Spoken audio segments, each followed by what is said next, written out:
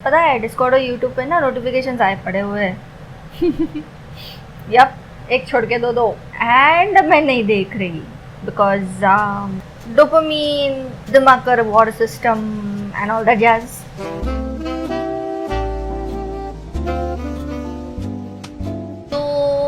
जो पिछला वीडियो था जो मैंने बिना रिसर्च किए बनाया था उसमें मैंने एक लाइन कही थी, क्योंकि रोमांटिसिज्म का कॉन्सेप्ट मिडिवल यूरोप में आने से भी कई सालों पहले से दुनिया के कई किस्सों में था। Just that it was not called romanticism as such. यहाँ पे वो जीवन रस बोला जाता है, आनंद रस, करुण रस, प्रेम रस as per Indian continent context. और उस लाइन को कहने के बाद मेरे ध्यान में आया कि जीवन रस नाम का कोई रस नहीं होता, और जो भी रस होते हैं उनके बारे में हमें पढ़ना, जानना, समझना ज़रूरी है। और इस पढ़ना, जानना, समझना ज़रूरी है के चक्कर में जो वीडियो मुझे दोपहर को शूट करना था, अभी शाम के बज रहे हैं 7:30। या तो थोड़ा सा पढ़ लिख के हमने सोचा कि चलो अभी इस बारे में ऐसी बात करते हैं। तो चले टॉपिक पे।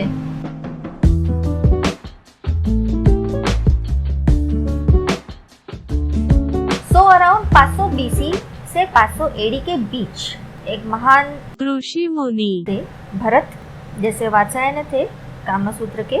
तो इन्होंने अलग अलग रसों पर ही बनाए हुए हैं अपनी स्क्रिप्चर्स, और उन्होंने उसके ऊपर लिखी नाट्यशास्त्र, जिसमें रसों का उल्लेख सबसे पहले मिलता है। ये जो आर्टिकल है ये मैं नीचे डिस्क्रिप्शन में इसका लिंक दे दूंगी। इस आर्टिकल में जो राइटर्स हैं उन्होंने क्लियरली पेपर में मेंशन किया हुआ है कि भरत के मुताबिक नाट्यशास्त्र में जो उन्होंने लिखा हुआ है रस के बारे में, वो कुछ ऐसा ट्रांसलेट होता है इंग्लिश में, that it is the seed and fruit of arts. Arts generate and consolidate moods, sentiments and emotions, or ras, freed from fluctuations of fleeting desires and impulses, focus and diffuse these in the minds and the hearts of people। सरल भाषा में हम जो भी emotions screen पर देखते हैं या नाटक के ज़रिए देखते हैं, वो सारे इमोशंस हमें हमारे अंदर फील होने लगते हैं, महसूस होने लगते हैं।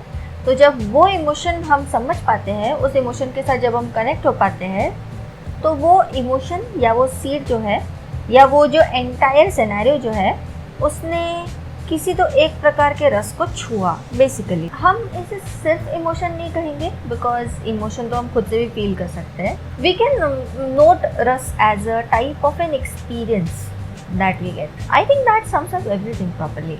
तो जब मैं एक्सपीरियंस की बात कर रही हूँ, तुम बोलोगे कि सला का बेपे, हम तो नॉर्मली रियल लाइफ में इमोशंस तो एक्सपीरियंस करते ही है, तो ये अलग से आर्ट की ओर जाने की क्या ज़रूरत है? बताती हूँ। कहते हैं कि चाहे म्यूज़िक हो, चाहे डांस, ड्रामा हो, चाहे आर्ट हो, चाहे ड्राइंग हो, चाहे स्कल्पचर्स हो, ये जो है हमें उन इमोशंस के भी दर्शन करवाता है जिन इमोशंस को हमने कभी महसूस नहीं किया है अब तक के लाइफ टाइम में। सो वो इंसान जो शायद नास्तिक है, या वो इंसान जिसने आज तक भक्ति भाव का डेप्थ कभी एक्सपीरियंस नहीं किया है खुद के, वो सामने का एक आर्ट फॉर्म देख के, स्कल्पचर, डांस, सॉन्ग सुन के, महसूस करके, समझ के, अपने सेंसेस के सामने इन सारे फॉर्म्स को लाकर वो कहीं ना कहीं अपने मन में एटलीस्ट एक टेस्ट ले सकता है इन इमोशंस का, कि ये होते कैसे हैं, ये दिखते कैसे हैं, कि सामने जो किरदार निभा रहे हैं कलाकार या जो भी इंसान है जो एक्चुअली भक्ति भाव में डूबा हुआ है, वो अपने प्रभु को किस निगाहों से देखता है, वो अपने प्रभु को कैसे महसूस करता है। तो ये जो इमोशंस है, ये नॉर्मली एक अगर हमने एक्सपीरियंस नहीं किया है, at least we get a taste of what it looks like or what it feels like. We can say that it means feeling the emotion, like just having a taste or a glimpse of that emotion rather than experiencing it in entirety.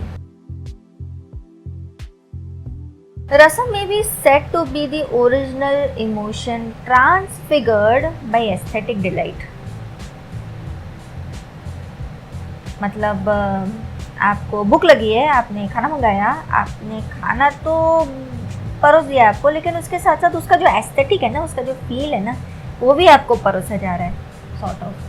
I don't know, मेरे दिमाग में तो सबसे पहले वही आया कि हम एक रेस्टोरेंट में जाते हैं तो वहाँ का जो एम्बियंस होता है, वो जो होता है कि प्लेट सजी हुई है, एक डिश आ रही है, पहले प्लेट सजते हैं, फिर कांटे चम्मच आते हैं, फिर टेबल क्लॉथ आता है, फिर वो एक एक करके परोसने लग जाता है, फिर वो सब्जी एक एक करके एक इंसान को परोस रहा है। Just the taste and the feel of it कि हाँ भाई खाना आ रहा है और हाँ खाना परोसा जाएगा अभी हमें। That aesthetic that comes along with the khana, I think that could easily भी कंपेयर्ड विद रसा। जो इमोशन है उसको सिर्फ डायरेक्टली अपने मुंह के ऊपर ऐसे दिखाकर नहीं, बल्कि उसके आजू बाजू का एस्थेटिक बोलो, जो सटल बातें होती है उनको ऐसे पिक्चराइज करके बोलो या डेपिक करके बोलो या स्टेज करके बोलो, दिखाया जाता है। तो जब वो एस्थेटिक को हम देख लेते हैं तो हमें काफ़ी सारा इमोशन महसूस होता है अपने अंदर। I will tell you how that is linked. मतलब मैं एस्थेटिक का सिर्फ एक कोई तो एलिमेंट चूज़ करूँगी जिसके साथ मैं फ़िलहाल अच्छा खासा स्ट्रगल कर रही हूँ, and then may be my aesthetic point will make more sense.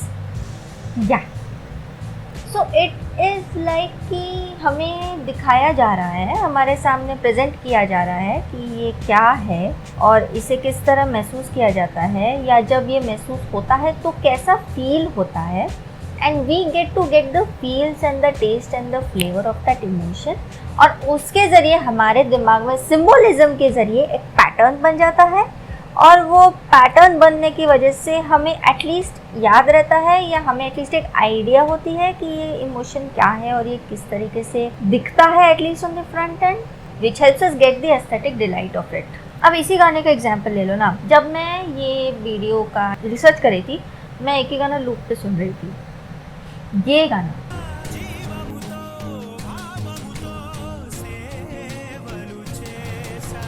अब इस गाने को देखकर कोई ये कहेगा कि हाँ साई पल्लवी जी का इंट्रो सीन है, कितना प्यारा डांस किया उन्होंने।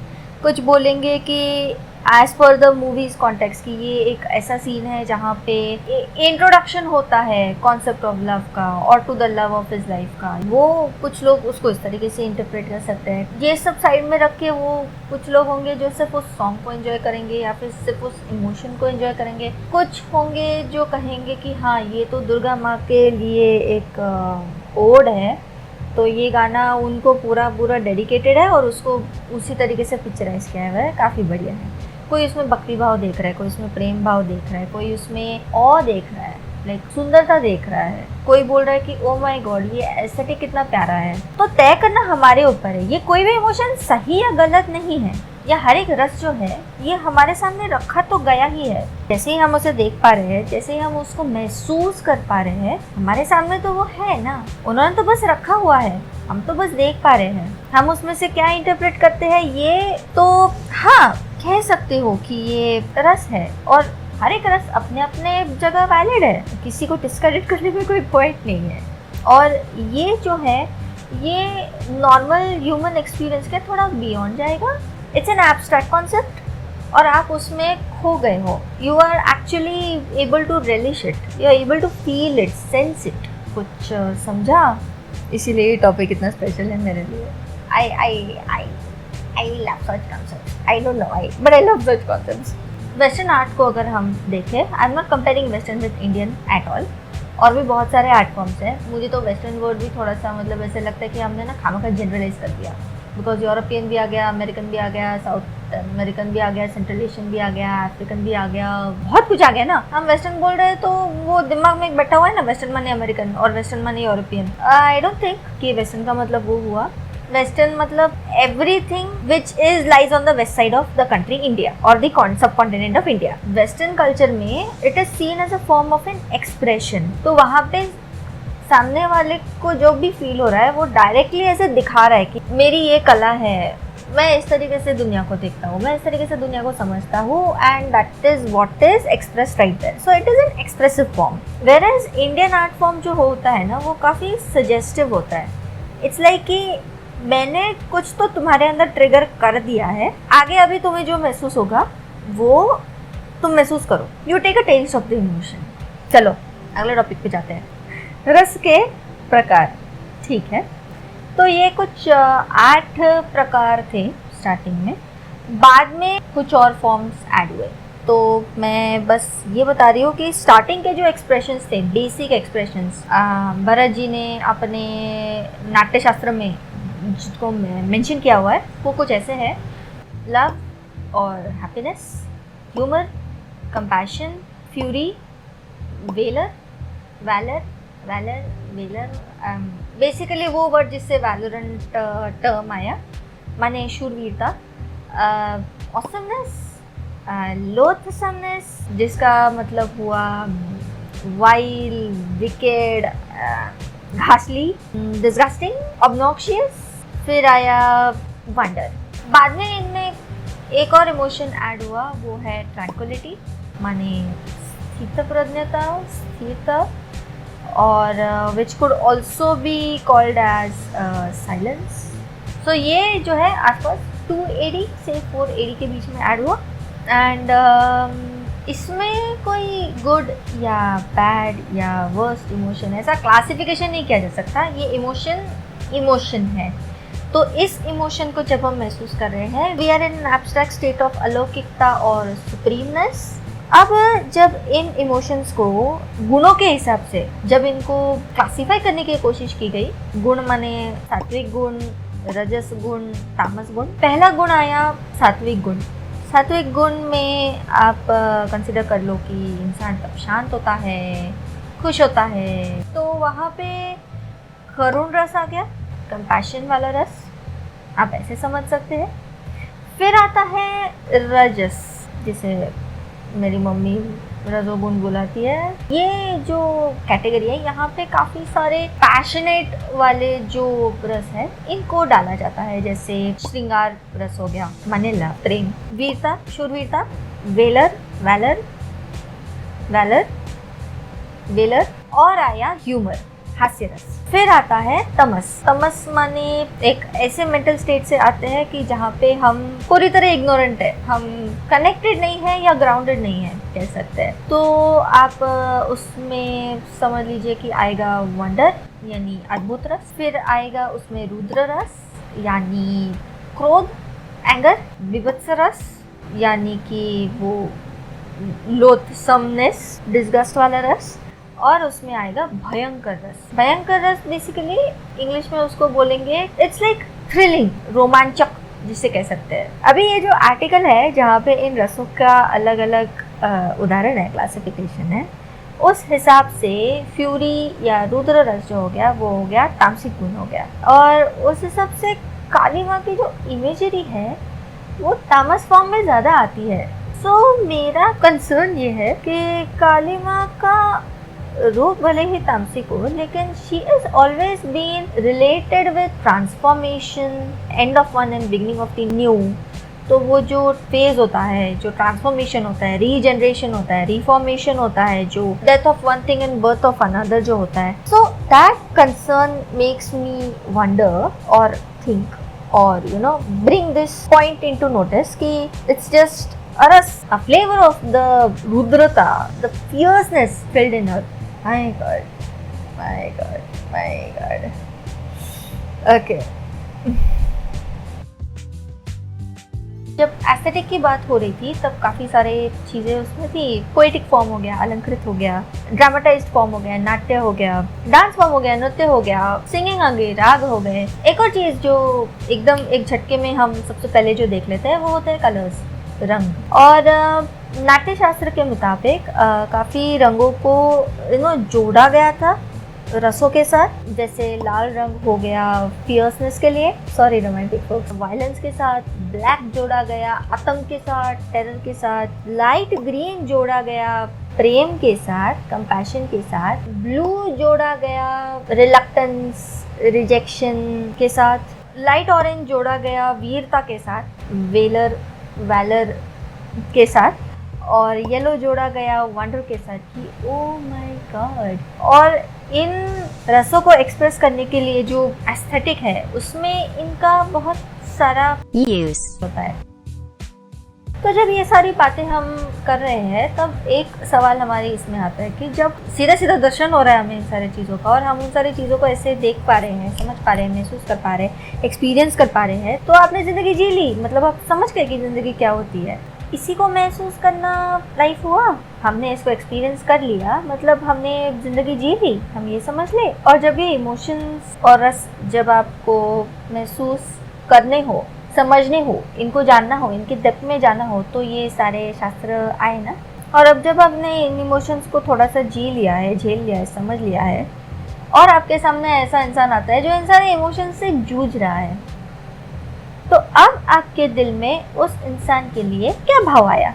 आप ऑफेंड हुए, आप गुस्सा हुए, या आपने समझ लिया कि हाँ, I can understand what that person is going through at the moment. और एक बात जो मेरे दिमाग में आई वो ये कि आज के जनरेशन में ये बैठता है। अभी का अगर आप आर्ट फॉर्म देखने जाओगे तो it is a lot based in realism.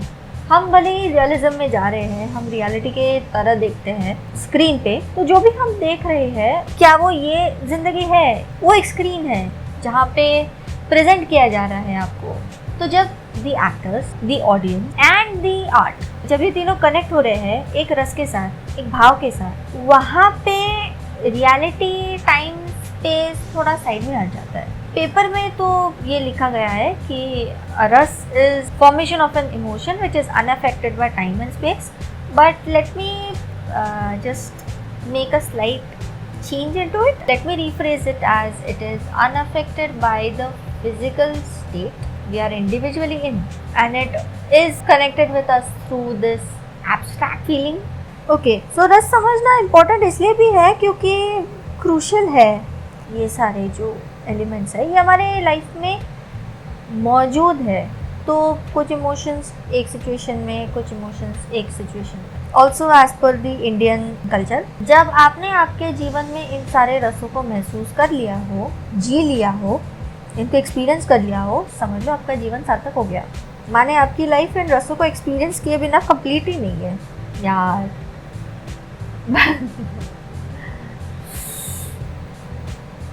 मैं कोशिश करती हूँ ना स्क्रिप्टेड वीडियोस बनाने की ढंग से, सीक्वेंशियली, लेकिन ये इतना जल्दी जल्दी में हो गया। मैं बैठी 3 बजे, अभी बज रहे हैं 8:15। तो हाँ, मैंने मेरे लिए जो टारगेट रखा था वो हो चुका है।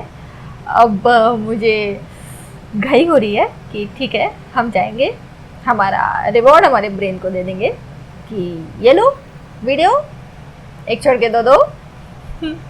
चलो, अपना टाइम देने के लिए thank you so much. Have a great time. Bye bye, take care.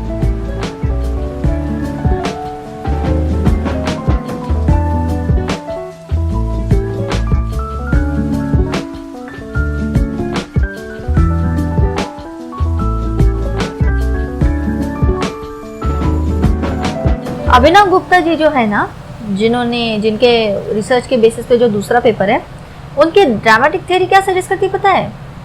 Dance and songs and breaks are a way to create a distance between the performer and the audience, the viewer और the उपभोक्ता, so that they can only feel the emotion and not end up being this lady.